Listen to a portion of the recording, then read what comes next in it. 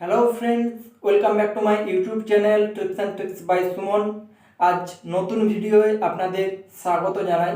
আজকে যে ভিডিওটি সেটি সম্পূর্ণ আলাদা। ইনস্টাগ্রাম যারা ইউজ করেন, আমি জানি এখন সকলেই ইনস্টাগ্রাম ইউজ করি আমরা, তাই ইনস্টাগ্রাম ইউজ করার সময় আপনারা হয়তো অনেকেই লক্ষ্য করেছেন যে ইনস্টাগ্রামে যখন ফটোটিকে আপলোড দেন তখন অবশ্যই ফটোটি সম্পূর্ণভাবে আপলোড হয় না, কিছুটা অংশ বাদ পড়ে যায়। তাই সম্পূর্ণ ফটোটিকে আপলোড করার জন্যে, শেয়ার করার জন্যে আপনাকে ছোট্ট একটি অ্যাপ প্রথমে ইনস্টল করে নিতে হবে, তাহলেই আপনাদের প্রবলেম সলভ হয়ে যাবে। ছোট্ট একটি অ্যাপস, বেশি এমবি নয়, 8-9 এমবির অ্যাপস। তাই আপনারা অ্যাপসটিকে ইনস্টল করবেন কিভাবে চলুন আমি দেখিয়ে দিচ্ছি।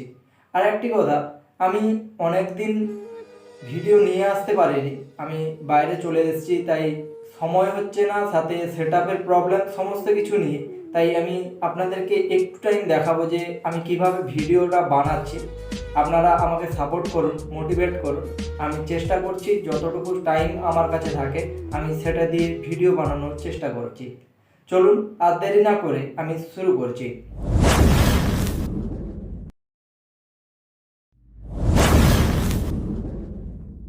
আপনারা কি করবেন, প্রথমে আপনাদের মোবাইলে প্লে স্টোরটিকে ওপেন করে নেবেন।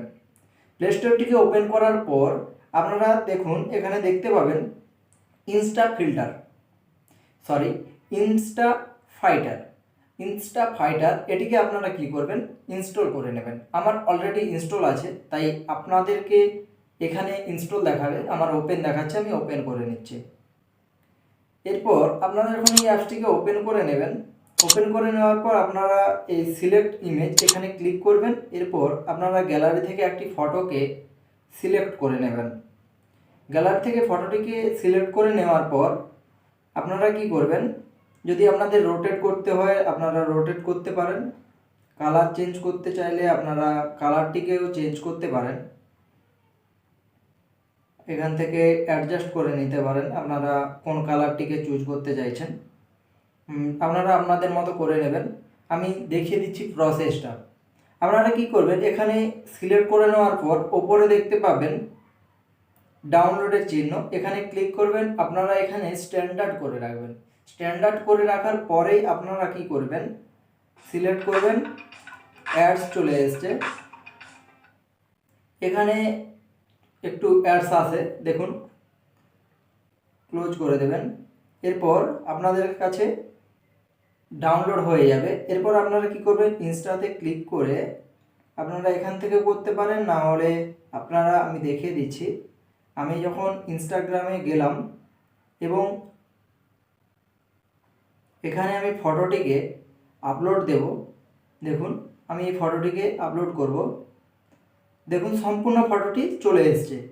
কিন্তু আমি যদি আপনাদেরকে দেখানোর জন্যে এটিকে ব্যাক করি এবং আমার অরিজিনালি ফোনেতে তোলা ফটোটিকে আমি সিলেক্ট করি, দেখুন আমি এখানে ফটোটিকে সিলেক্ট করলাম, দেখতে পাচ্ছেন কতটা অংশ বাদ পড়েছে, আপনারা নিজেরাই দেখে নিন।